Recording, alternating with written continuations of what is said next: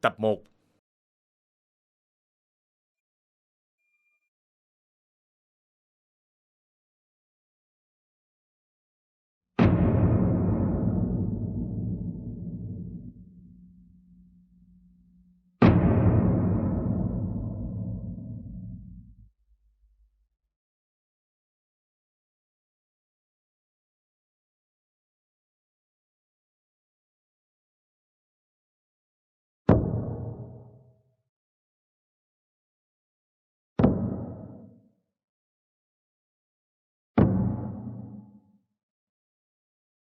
Thiên Trúc trong truyền thuyết cổ đại có một bảo đao đã nhuộm qua máu tươi của Phật Đà, gọi là Khổng Tước Đao. Con đao này có một phép lực không thể tưởng tượng được. Kẻ nào có được cây Khổng Tước Đao này thì kẻ đó có thể vô địch thiên hạ. Trong ngàn năm nay, cây Khổng Tước Đao thần kỳ này đã dẫn đến sự tranh giết kịch liệt của các giáo phái giữa năm Đông Hán và Đế Nguyên. Cây bảo đao thần kỳ này lưu lạc đến Tây Tạng của Trung Quốc. Vì tranh đoạt bảo đao này mà đã khiến cho Tây Tạng, vốn là nơi hiểm ác khôn lường, lại khơi dậy cơn cuồng phong kinh thiên động địa một lần nữa.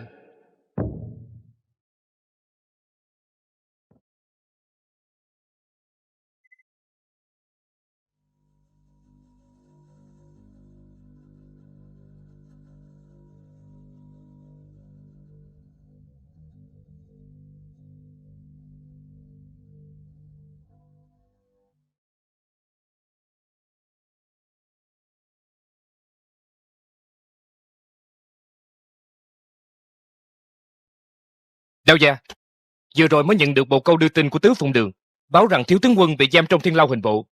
Bí mật của chúng ta đã bị tiết lộ rồi.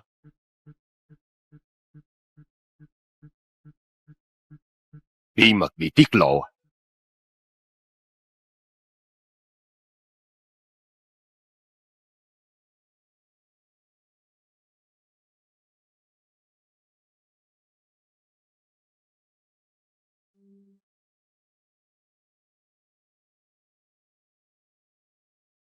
The film was translated and Thiếu tướng narrated quân by vào M ngục Media. cũng không oan uổng. Đao gia, Đâu dạ, ngài nói vậy là ý gì? Cha con họ Ban 2 đời vì triều đình chinh phạt Tây Vực đã lập rất nhiều chiến công lớn, nhưng mà thiếu tướng quân chẳng những không được sự phong thưởng, lại còn bị thái thú Đông Hoàng vu khống tội cho ông ta hành quân thất chức, lỡ mất chiến sự, bị hàm quan vào ngục. Ngài nói không oan uổng à? Báo cáo của Tứ Phụng Đường, đại thần trong triều đã bàn tán với nhau, nói đội Thương Phi Đà chúng ta muốn ủng hộ thiếu tướng quân tự lập làm vua tại Tây Vực. Nếu tội danh được thành lập, thiếu tướng quân sẽ phải cả nhà bị chém đầu, qua đến cửu tộc đó. Đó nhất định là có người hãm hại đội Thương Phi Đà.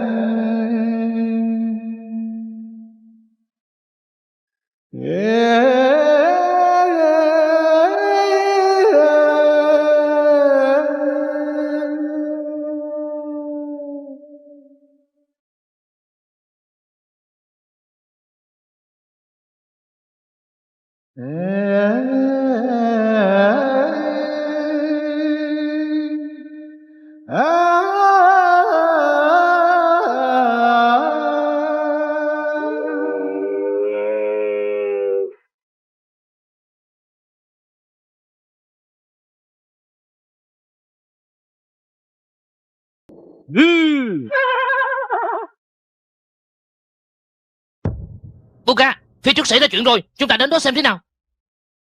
Các người đến đó xem sao?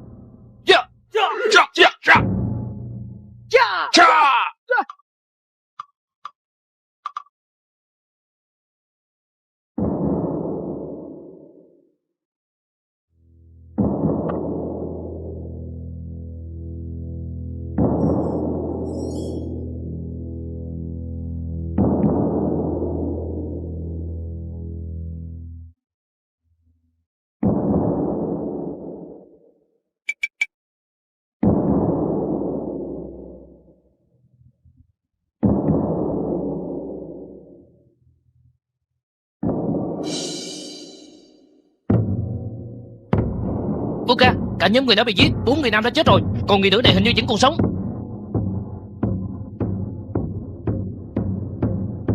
Nè.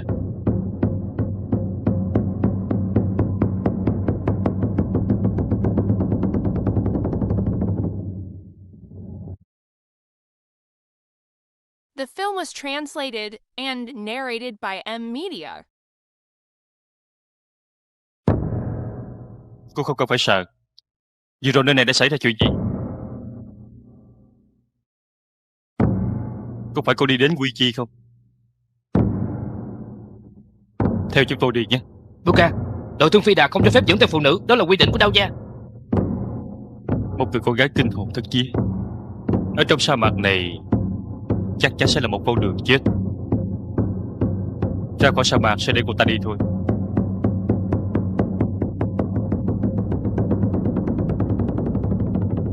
Lạc Dương.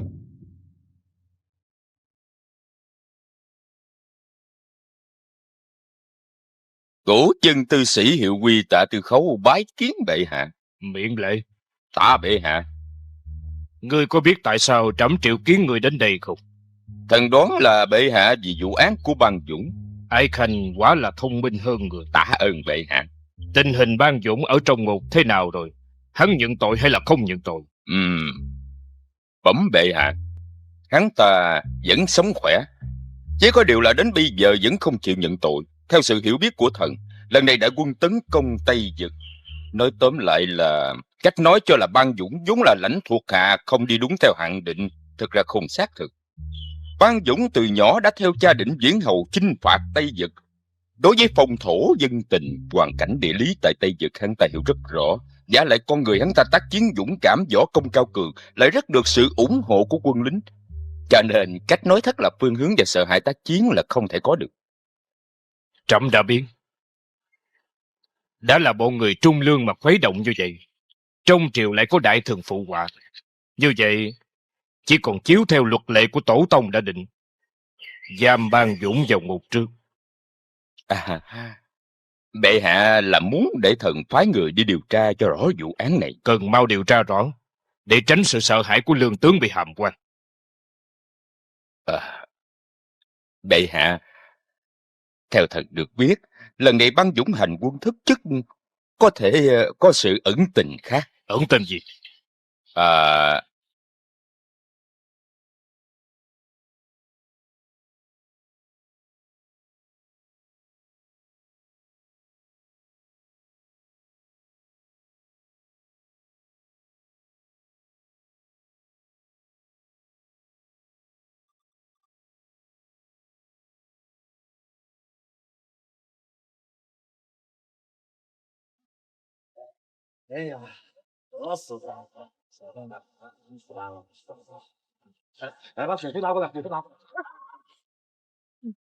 Xin uống nước đi.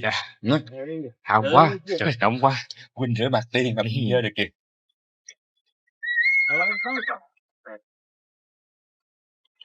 Chắc mà bả mãi vậy gì vậy? Xong chưa? Người đi. Đi đâu phải có nước là vui mấy ha.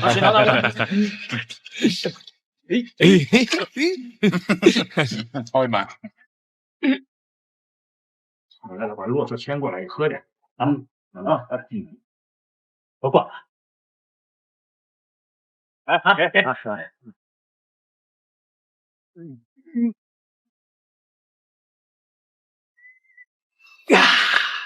哎呀，真是舒服。 Đây, 都过 đứng đây.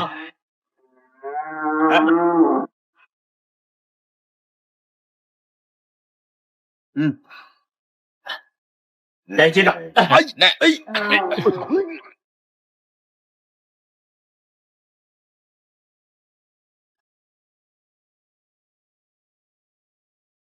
Ôi,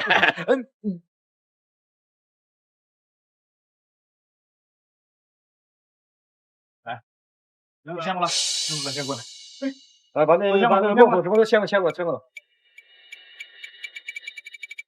不过， The film was translated and Ah, ah, narrated ah, by M Media.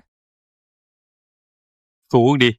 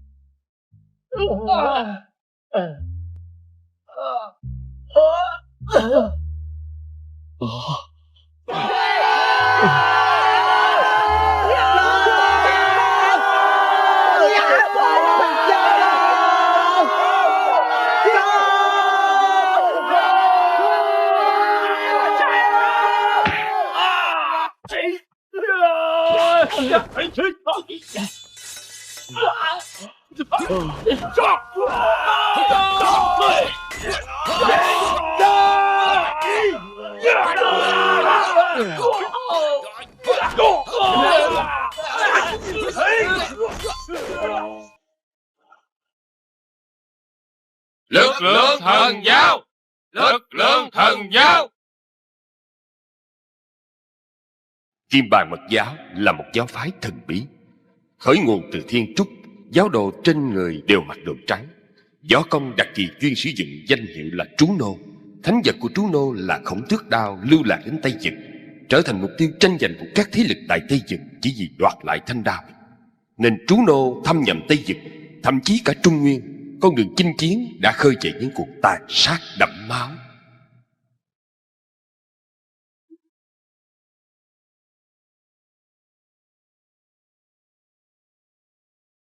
Cuộc đối thoại này của Đao gia thiếu tướng quân chỉ có thủ lĩnh tứ đường thập nhĩ kỳ của chúng ta biết mà thôi. vậy thì thiếu tướng quân tự mình cung khai à?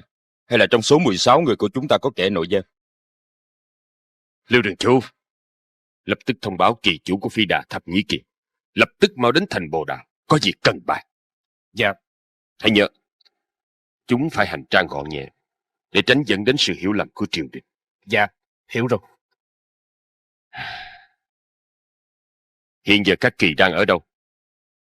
Phi Long, Phi Bưu, Thần Quy, Kim Phụng, 4 vị thủ lĩnh đều ở trong danh địa. Hừng sáng, Phi Bưu Kỳ đã rời khỏi thành Bồ Đào. Nếu thuận lợi thì trước khi trời tối, chúng chắc chắn đến được Khốc Tuyền đóng trại. Tạ Đường Chủ, lập tức thông báo các huynh đệ mãnh sĩ đi tiếp ứng. Nói cho Phi Bưu Kỳ mau trở về thành Bồ Đào, đợi lệnh. Mạnh sĩ Đường đã phái 10 huynh đệ đi tiếp ứng. Tôi đi dặn thêm lần nữa. Đợi chút. Đao gia còn có gì không ổn? Chuyện này chỉ có ba chúng ta biết. Ngươi lập tức cho Kim Đường Chủ hay. Chuyện này dứt khoát không được nói ra ngoài. Dạ, Đao gia.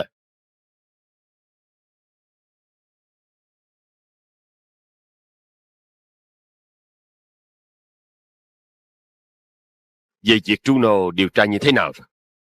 Nghe nói là chúng đã bí mật liên minh với tàn dư của Hung Nô. Thế lực không thể xem thường. Trú Nô và Hung Nô liên minh. Hung Nô lợi dụng Trú Nô là phải giành được sự khống chế Tây Vực. Trú Nô lợi dụng Hung Nô vẫn là việc Khổng Tước Đao. Lấy không được Khổng Tước Đao, Trú Nô sẽ không thể dễ dàng bỏ qua. Dạ phải. Giám sát thật kỹ Trú Nô, chưa đến lúc ép buộc, không cần xung đột với Trú Nô. Dạ, tôi lập tức thông báo xuống dưới. Thông báo lại cho Tứ Phụng Đường, mặc cho phải tốn bao nhiêu ngân lượng, nhất định mua chuộc triều đình, đối đãi tốt với thiếu tướng quân. Dạ.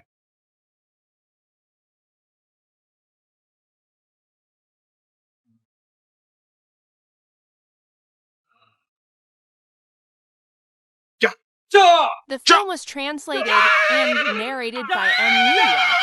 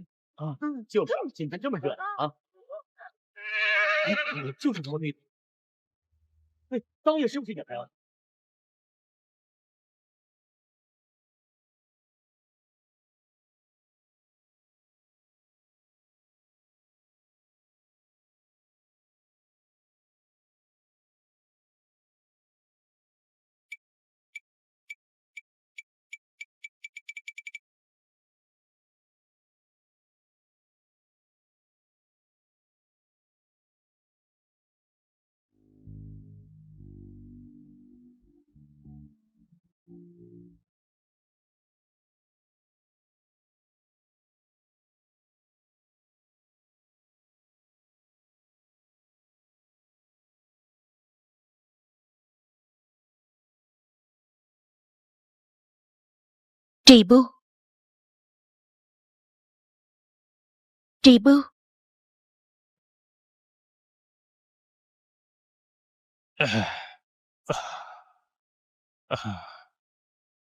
Cô là ai? Ta là Thiên Cầm Nương Tử. Thiên Cầm Nương Tử. Tại sao tôi lại ở đây?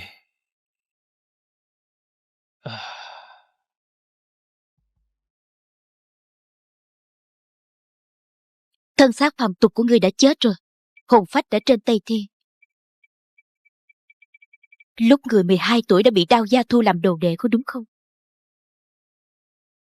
Ngươi kính Đao Gia như cha ngươi. Trì Bưu, ngươi có biết người cha thân sinh của ngươi chết như thế nào hay không? Gia phụ vì giữ cô thành, quyết chí với hung nô cho đến chết. Cả đời của ngươi lang bạc khắp nơi, chém chém giết giết, cũng chỉ là hữu dõng vô mưu. Nên biết, cha thân sinh của ngươi vốn là chủ tiểu cô thành. Đao Gia vì cướp đoạt mảnh đất này của tiểu cô thành đã lập ra một độc kế, hẹn phụ thân uống rượu, rồi sau đó giết chết phụ thân ngươi. Không thể nào. Đao Gia nghĩa khí ngang trời, với phụ thân ta kết bái huynh đệ. Ngài đối với ta ân trọng như núi. Ngươi xem miếng bảo thạch này, gọi là thiên nhãn. Nếu ngươi không tin, thì hãy nhìn vào đó thật kỹ. Từ từ nhìn vào. Ngươi phải nhìn cho thật kỹ.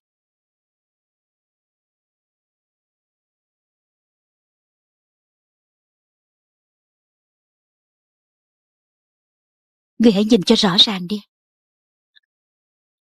Ông ta là Đao Gia. Ông ta hẹn phụ thân ngươi đến uống rượu và đã hạ độc giết chết phụ thân ngươi.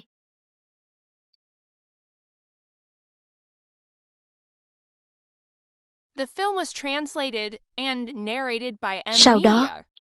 ông ta đem phụ thân ngươi đến trong thành của người hung nô, đem thi thể của cha ngươi giao cho người hung nô.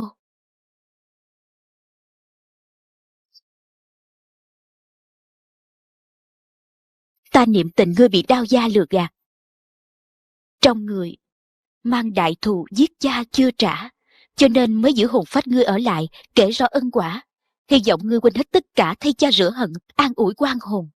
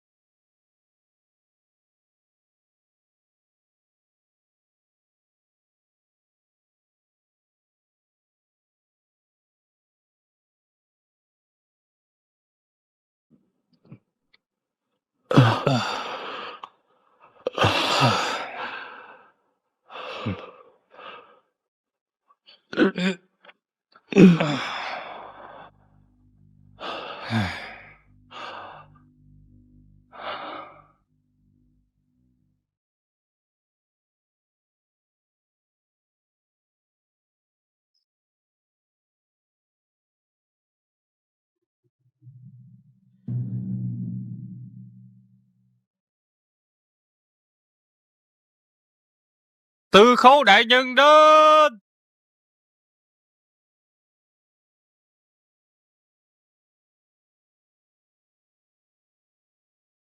Tại đây nhân.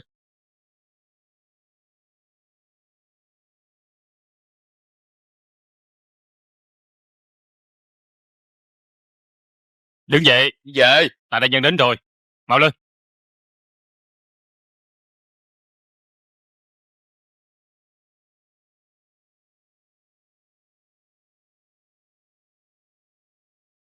Tạ đại nhân. Tướng quân bị oan ức rồi. Không dám. Nhưng mà Hoàng Thiên Hậu Thổ Thị Phi lẽ phải tự có công luận. Tạ mổ ngưỡng mộ công trạng quay đức của Định Tôn Định Diễn Hầu đã lâu. Hôm nay gặp không đúng lúc đúng nơi, đã chuẩn bị chút rượu lạc để tỏ lòng thành. Bạn Dũng có tài đức gì mà dám chịu sự coi trọng của Tư Khấu đại nhân? Tôi tự nhận chính mình là một vị anh hùng. Tư Khấu đại nhân qua danh đã lâu, không ai không biết, không ai không hiểu. Phải đó. Tôi không dám để so sánh với tướng quân. Nhất là làm thế nào đối với những vấn đề của Tây Vực. Đừng nói ta, kể cả đám đông đại thần của triều đình, đa số là bọn kém tài kém đức thiếu hiểu biết. Tướng quân được xem như là đương kim đại anh hùng, quả là không có mấy người. Khấu đại nhân quá khen. Tướng quân, thật lòng mà nói, có rất nhiều chuyện trong triều đình, tôi cũng thấy gai mắt. Lệnh Tôn Định Diễn Hầu đã kinh doanh Tây Vực 30 năm, giá trị của nó coi như là đoạt được nửa giang sang cho triều đình. Chẳng qua chỉ được phong hầu mà thôi. Nhưng mà có những kẻ đối với triều đình không một chút công trạng lại được vinh hoa phú quý, phong công phong tước. Việc đó không nói thì thôi. Nhưng mà như tướng quân mà nói, lần này triều đình mở mang Tây Vực, tướng quân là người lập công đầu. Kết cuộc lại bị gông xiềng vào ngục. Không biết Định Diễn Hầu dưới chính suối biết được sẽ nghĩ gì đây? Trong triều có quan viên như đại nhân như vậy, Ban Dũng tin tưởng sự quan tình của bản thân có thể sớm được tẩy sạch rõ ràng. Tướng quân, nếu sự tình đơn giản như ngài nghĩ như vậy mà nói, hôm nay thì tôi không thể ở chỗ này. Nói rằng là tội thất chức hoàn toàn là sự vu khống của đôn hoàng thái thú Trường Làng. Chỉ cần triều đình điều tra cho rõ rệt. Dám hỏi tướng quân, trong triều có The ai là film bạn was sanh tử với translated ngài and không vậy? narrated Không by có. M Media. Ngài có biết ai che chở cho Trương Lan không? Tại hạ ít có hiểu biết. Nếu không có Nam Thiên Tinh Nam Hầu Gia làm ô dù, khư khư một tên Trương Lan có thể làm được đôn hoàng thái thú sao? Nếu không có Nam Thiên Tinh đứng sau lưng chủ trì, ông ta dám vu khống với ngài không? Nhưng mà tại hạ và Nam Hầu Gia trước nay không có xích mích mà. Thất phu vô tội nhưng bị người gán tội. Ý của đại nhân là Có người muốn lấy một cây đao, một cây đao, Khổng Tước đao. Khổng Tước đao. Nếu ngài chịu giao ra Khổng Tước đao, vậy thì lập tức ngài được thả ngay. Nhưng mà tôi thì không có Khổng Tước đao nào.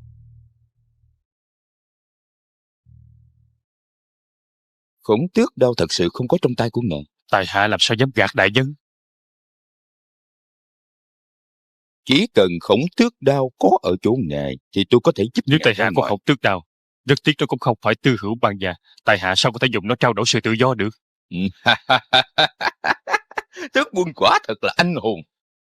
Nào, chúng ta cạn ly.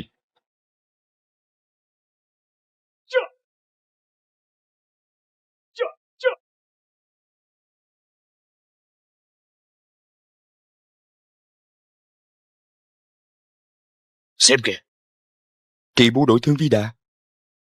tại sao lại có một mình hắn ta? Người xem cây cờ. Linh hồn của lão thất hiển linh rồi. Chuẩn bị ra ta.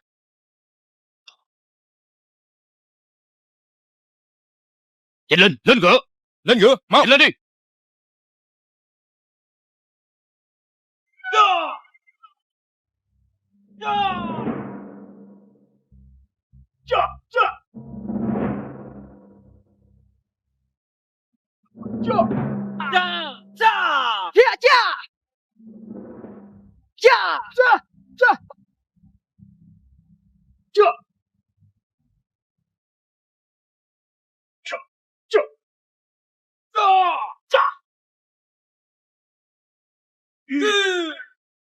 Đứng lại!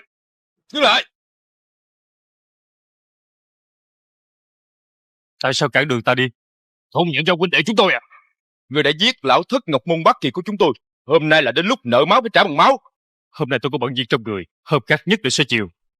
Lên! Giết! Giết! Giết!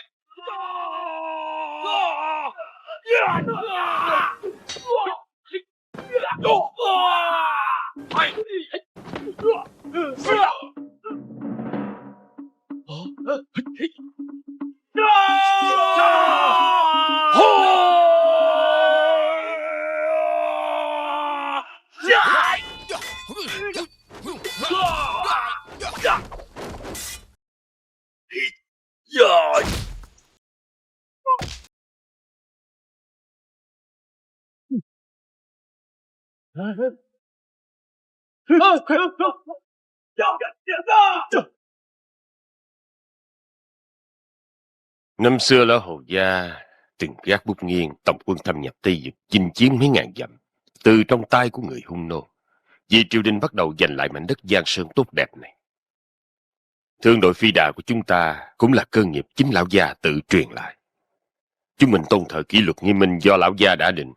Những nguyên tắc mua bán công bằng bao năm nay đã góp sức cho triều đình cũng không ít. Những điều đó mọi người đều biết. Nhưng mà hiện nay thiếu tướng quân lại bị hàm quan vào ngục. Tánh mạng nguy hiểm từng ngày. Sự việc quá nghiêm trọng. Ta muốn nghe cao kiến của các vị.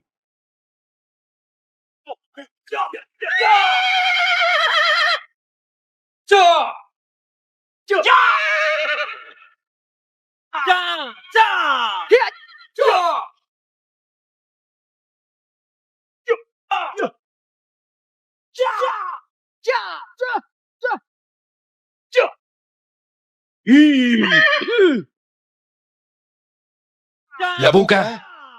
Buka! Buka! Buka! Hả? Buka không nhận ra huynh đệ chúng tôi à? Ok, chúng tôi là người mãnh sĩ đường mà. Ngài có bị thương không vậy? Người không muốn chết thì tránh ra. Buka, người đội thương của ngài dẫn đâu? Phải đó Buka. Chúng tôi là phụng lệnh đến tiếp ứng cho ngài. Hả?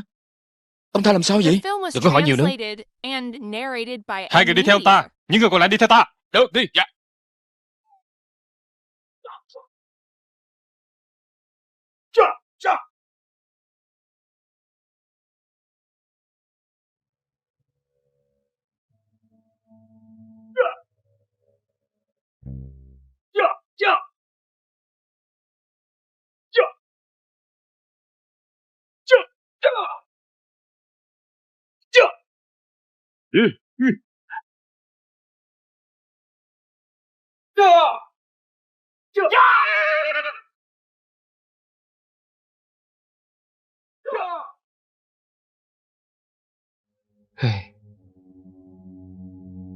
Bọn họ đem qua chắc chắn đóng trại tại đây. Nhưng mà lại không có dấu vết đóng liều. Trên đường đi không gặp được bọn họ. Chỉ còn lại một mình kỳ chủ trì buôn. Đó mới là chuyện lạ nhất trên đời. Ủa?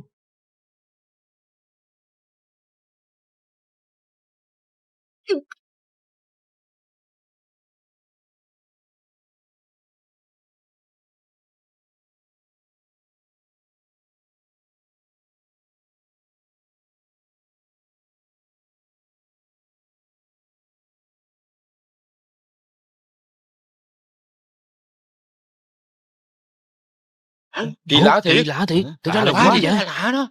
Mọi người lên ngựa đi. Đi. Đi. Đem qua bọn họ nhất định đi qua khóc tuyền. Nhưng mà Chắc người là có đâu? sự cố đó. Lạ đâu? Huynh đệ của Phi Đô Kỳ, người nào cũng võ công cao cường mà. Đừng có nói là gặp nữ yêu trong truyền thuyết. Đúng rồi đó. Bên trong chắc không biến cố. Đừng có đoán mò nữa, mau gì bấm báo đao ra. Đi. Đi.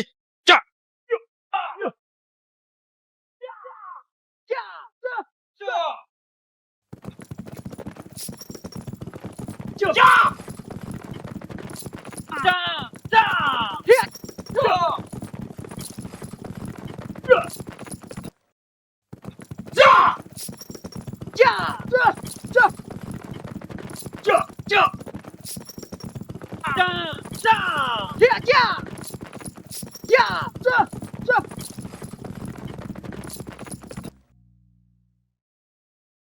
gia, Đao gia, Đại Phụng Đường có gì cần bẩm báo. Thập vạn hỏa tốc. Nói, Phi vô kỳ chủ trì bu đơn thương độc mã, thần trí hốt quảng, trợn mắt dữ dội đang hướng về chỗ này. những người tiếp ứng Phi Bưu Kỳ đâu? Tiếp ứng Phi vô kỳ là thạch đại cao thủ của mãnh sĩ Đường. Trong số đó có 2 người đi theo sát bên cạnh kỳ bu, sợ ông ta xảy ra chuyện. Còn lại 8 người đi đến Cốc Tuyền, hiện giờ đang trên đường trở về. Đã tìm được manh mối gì chưa? Trong nước của Cốc Tuyền tìm được cây đao của huynh đệ Phi vô kỳ, ngoài ra không có manh mối gì cả. Được rồi, đưa xuống nghỉ ngơi đi. Dạ.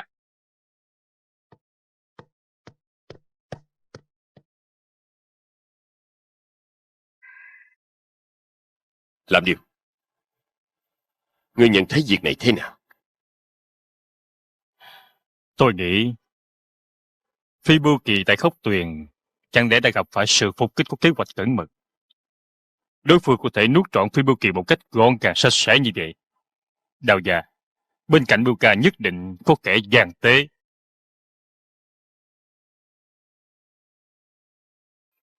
Bưu Ca làm việc luôn luôn trầm tĩnh cẩn thận. Mỗi lần đóng quân hạ trại, huynh ấy đều đích thân quan sát địa hình xung quanh. Ban đêm ít nhất cũng có 5 người tuần tiểu báo động cho nhau. Cho nên, xảy ra phục kích huynh ấy nhất định đã trúng ám toán của nội gian. Bằng không, với võ công của huynh ấy, đối phương nhất định phải trả một cái giá thảm bại.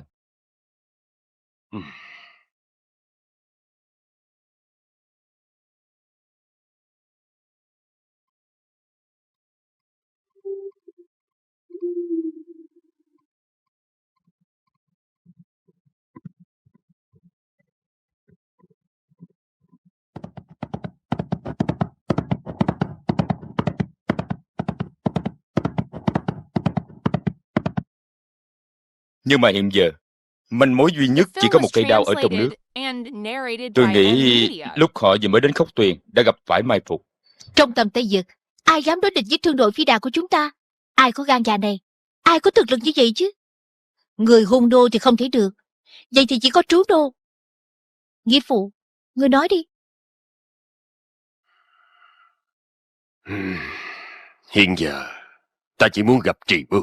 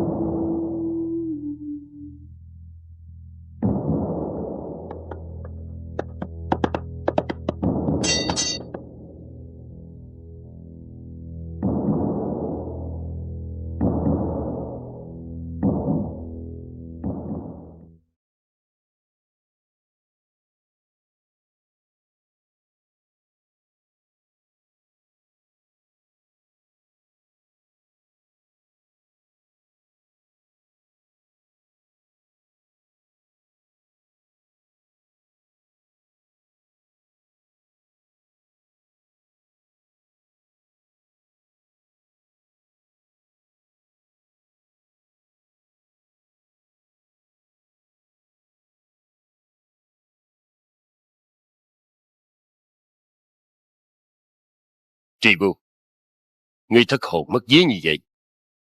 Thật đã xảy ra chuyện gì? Tôi có một việc thỉnh giáo với ngài. Là chuyện gì? Phụ thân của tôi có phải do ngài giết không?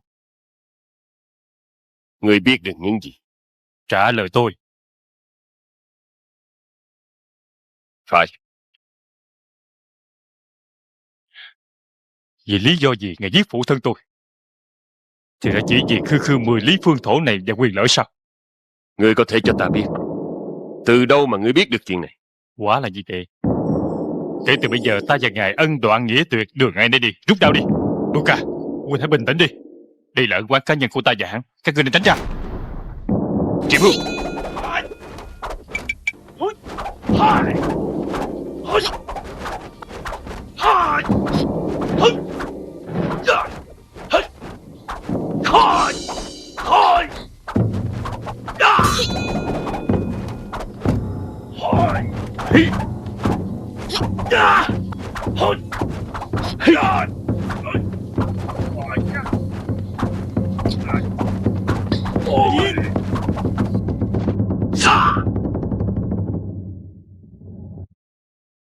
đem hắn đi. Dạ.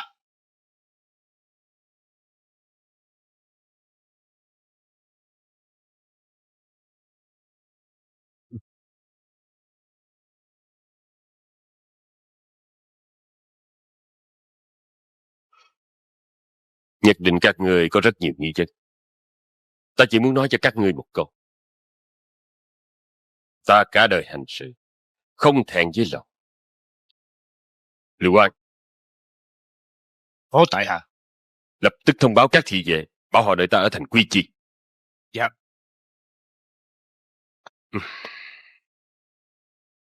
Nghĩa phụ, cha đi đâu? Các ngươi hãy chuẩn bị cho tốt. Bước hành động kế tiếp thế nào, Đại Phụng Đường sẽ thông báo với các người. Là, nghĩa phụ!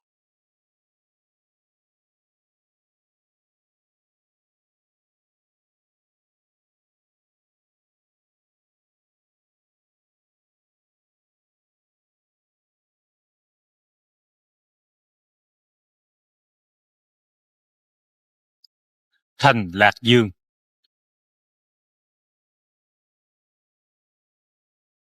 The film was translated and narrated by M Media. Ông cụ ơi, người có chuyện gì vậy? Ta muốn gặp trưởng quầy của các ngươi.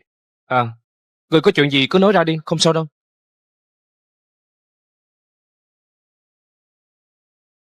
Ta muốn gửi tiền. Ông cụ à, nói giỡn chơi hả? Ở đây là Tứ Hải Tiền Trang, là đại tiền trang danh tiếng của thành Lạc Dương. 10 lượng 8 lượng nhân tử chúng tôi đều không thu. Người ngang nhiên muốn gửi một đồng lẻ. Ngươi hãy cầm đồng lẻ này giao cho trưởng quầy. Ông ta sẽ nhận ra. Huynh đài muốn gửi một đồng tiền. Ta nghĩ chỗ của các người ở đây có 1 mạng người. Ngài là...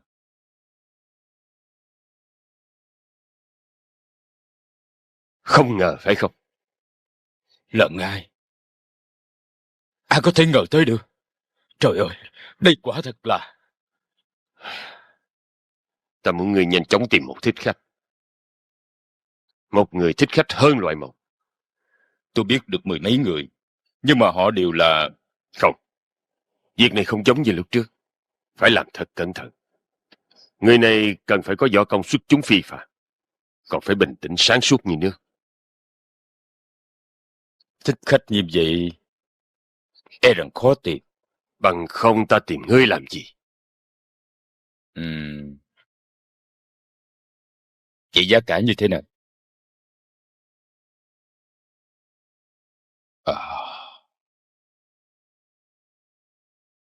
Nó không giết ai vậy? Ông chủ Đường, không cần hỏi nhiều. Với giá tiền này mà tìm một thích khách khác hẳn bình thường, không nghĩ cũng biết đối phương chắc là một người không thể nào xem thường được.